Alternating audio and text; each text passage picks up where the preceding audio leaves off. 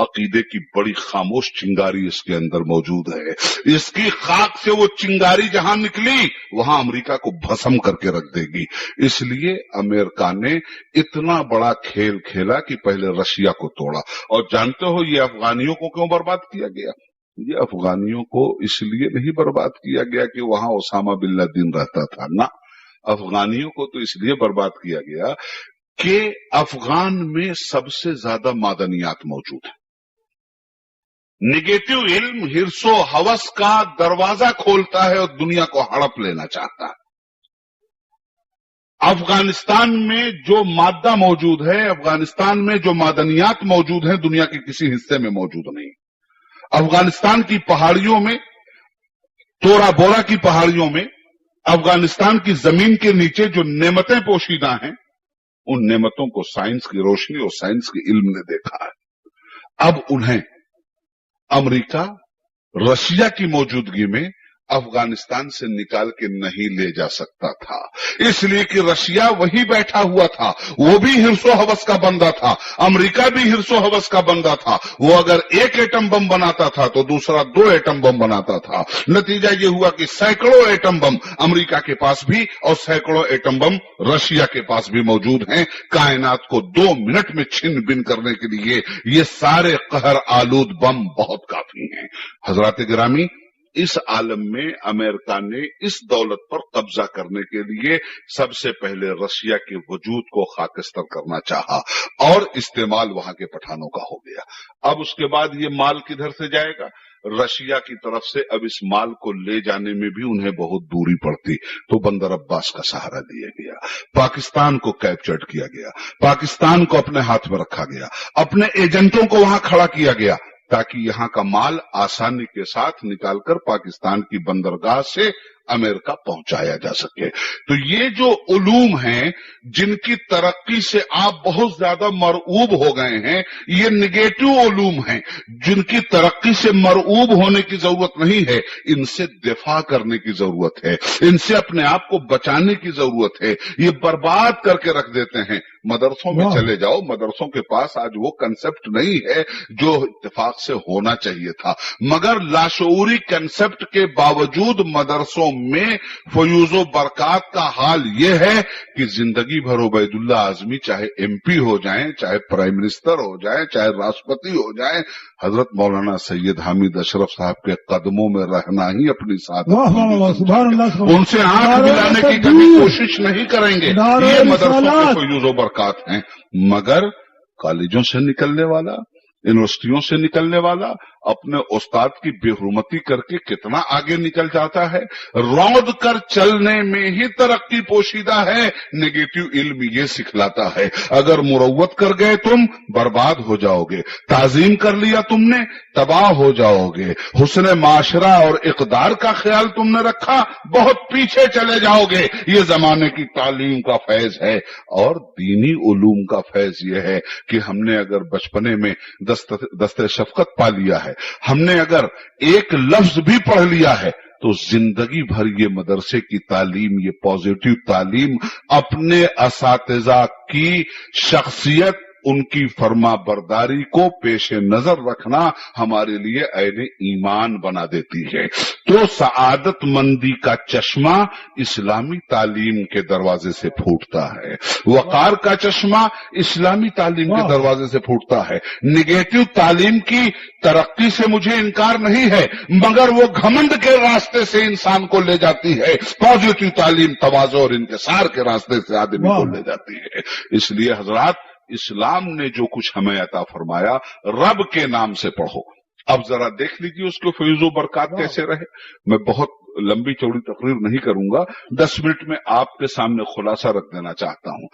मुझसे एक साहब ने कहा कि साहब, आप लोग अगर थोड़ी सी कुरान में तरमीम कर देते तो क्या बिगड़ जाता। बड़ी ही खैर खाही में मुझसे कहा गया। उनका आप लोग तो पढ़े लिखे लोग हो, कम से कम आप लोग समझो, जाहिल मुसलमान अगर नहीं समझता, आप पढ़े लिखे लोगों को क्या हो गया है, हालात की बुनियाद पर बहुत सारी तब्दीलियां की जाती हैं। ये देखिए 53 साल पहले हिंदुस्तान के कवानीन बने थे, आप पार्लियामेंट में बैठते हैं, कितने कवानीन में तरमीम कर दी गई, कितनी तनसीख कर दी गई। हालात की बुनियाद पर कवानीन बनाए जाते हैं, हालात की बुनियाद पर कवानीन सोख्त किए जाते हैं। आप लोग कैसे लकीर के फकीर बने हुए हो कि 1400 बरस पहले जो कानून आपके पास आ गया उसके इम्प्लीमेंटेशन के लिए इतना आंख कान नाक मुंह सब बंद कर लेते हो आप लोग कि हालात बिल्कुल खिलाफ जा रहे हैं, मगर कहते हो कुरान का एक लफ्ज नहीं बदला जाएगा, कुरान की एक आयत नहीं बदली जाएगी। आखिर कम से कम होश का तो दामन लीजिए, अक्ल का तो दामन लीजिए, इल्म का तो नाखून लीजिए। मैंने कहा जनाब इल्म ही का नाखून लिया है, इसीलिए कहते हैं कि कुरान की एक आयत नहीं बदली जाएगी। साहब हम भी तो अपने यहाँ बदलने के लिए तैयार हैं। मैंने कहा महाराज आप अपने यहाँ बदलो, आपको शक होगा आप बदलो, बेशक आपको बदलना चाहिए, हमें शक नहीं है, हमें यकीन है कि कुरान का एक एक लफ्ज कायनात आलम के लिए हर दौर में मसीहा है, हर दौर में रहनुमा है। कुरान की एक एक आयत हर दौर में नुस्खे कीमिया है। हाँ अगर समझ में नहीं आई है तो आपको उलमा इस्लाम से समझना चाहिए, समझ में नहीं आई है तो उसको फरसूदा कह के अपनी नासमझी का मुजाहरा नहीं करना चाहिए। साहब इतना दौर बढ़ गया है, नए नए कानून आ गए हैं, तरक्की याफ्ता लोग पैदा हो गए हैं, यूनिवर्सिटियां डेवलप कर गई हैं, कॉलेजों में उम्मीदों यकीन के सूरज निकल रहे हैं, कायनात फैजियाब हो रही है, मुसलमान लकीर का फकीर बना हुआ है, क्यों नहीं रास्ते पे आ रहा है, क्यों नहीं तरमीम कर रहे हो? मन का सुनो, कुरान किताब कानून और किताब हिदायत दोनों। कुरान इंसानी जिंदगी का मंशूर भी है और इंसानी जिंदगी का रहनुमा भी। कुरान हमारा लीडर है, कुरान हमारा रहबर है, कुरान हमारा रहनुमा है। कानून किस लिए बनता है? समाज को डेवलप करने के लिए। कानून किस लिए बनता है? बुराइयों की जड़ उखाड़ने के लिए। कानून किस लिए होता है? उसका इम्प्लीमेंटेशन जब होता है तो भूखे लोगों को खाना खिलाने लगते हैं, मुफलिस लोगों की मुफलिसी दूर करने लगते हैं, जाहिल लोगों को पढ़ाने लगते हैं, बुराई के खूगर भलाइयों के अमीन बन जाते हैं। कानून का बैकग्राउंड यही है, इसके अलावा कुछ नहीं है। अगर ये समझ में आ गया है तो सिर्फ हम एक बात आपसे कहना चाहेंगे, हर जगह अपना अपना कानून लेके आप बैठे हो, कुरान करीम का कानून बदनसीबी यह है कि दुनिया के किसी भी मुल्क में मुकम्मल तौर पे लागू नहीं, खुद मुस्लिम मुल्कों में लागू नहीं, मगर जहां तहां जो जुज़वी लागू है उसकी बरकतों के हवाले से मैं अपने पार्लियामेंट के दोस्तों से कहना चाहता हूं कि मुझे ये बताओ कि दिल्ली शहर में कानून तरक्की याफ्ता वो है जो इंसान की भलाइयां साबित कर दे, दूसरे कवानीन के मुकाबले में इंसान को ज्यादा सुरक्षित कर दे, उसी कानून को तो तरक्की याफ्ता कानून कहेंगे? या सिर्फ इसलिए पुराना कानून कुरान को कह रहे हो कि 1400 बरस पहले आया? सुनो, इतना तरक्की याफ्ता ये कानून है, पहले आओ इसकी जुबान पे बात करें। सारी मजहबी किताबों को आप मानते हो कि जितनी आकाशवाणी हुई वो सब की सब संस्कृत में हुई। संस्कृत मजहबी जुबान है ना, मैं उस जुबान पे कोई टिप्पणी नहीं कर रहा हूं, मैं सिर्फ कहना ये चाहता हूं कि संस्कृत जो मजहबी जुबान है आज वो कौमी जुबान क्यों नहीं बन सकी? आज वो मुल्की जुबान क्यों नहीं बन सकी? आज वो कोर्ट की जुबान क्यों नहीं बन सकी? आज वो थानों की जुबान क्यों नहीं बन सकी? आज वो वकील की जुबान क्यों नहीं बन सकी? आज वो पार्लियामेंट की जुबान क्यों नहीं बन सकी? आज वो असेंबली की जुबान क्यों नहीं बन सकी? आज वो ऑर्गेनाइजेशंस की जुबान क्यों नहीं बन सकी? आज वो जुबान मतरूक हो गई। आज उस जुबान को ज्यादा से ज्यादा पाक पवित्र कह सकते हो, सिर्फ इसलिए कह सकते हो कि उसमें ग्रंथ मौजूद है। आज वो जुबान अलमारियों की जीनत बन गई। आज वो जुबान मार्केट की जीनत नहीं, आज वो जुबान लाइब्रेरी की जीनत है। आज वो जुबान सिर्फ किताबों की जीनत है। मगर 1400 बरस पहले जिस जुबान में कुरान आया واہ क्या ये जुबान भी लाइब्रेरी की जीनत है?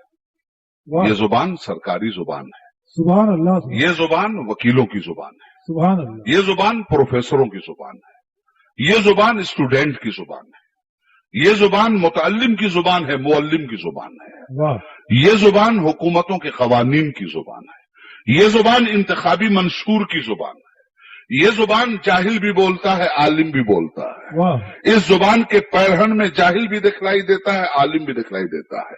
सोसाइटियों में जाओ तो इसी जुबान में सोसाइटियां चल रही हैं, बाजारों में जाओ तो इसी जुबान में खरीदो फरोख्त हो रही है, कॉलेजों में जाओ तो इसी जुबान में पढ़ाई हो रही है, अदालतों में जाओ तो इसी जुबान में अदालतों के फैसले सादिर हो रहे हैं, हुकूमतों में जाओ तो इसी जुबान में कैबिनेट मिनिस्ट्री चल रही है।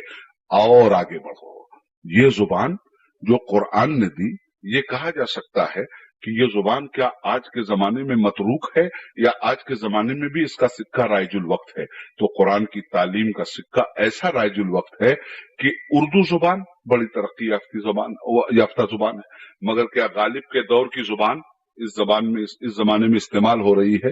क्या बोलो हो, खोलो हो, टुक सोलो हो, मीर की जुबान आज के दिन इस्तेमाल हो रही है? नहीं हो रही है। आज जदीद लबो लहजे में उर्दू को दुनिया देख रही है, आज जदीद लबो लहजे में उर्दू जुबान में लोग बात कर रहे हैं, आज लुगत का मिजाज जदीद हो चुका है, आज अदब का मिजाज जदीद हो चुका है, आज तालीम का मिजाज जदीद हो चुका है।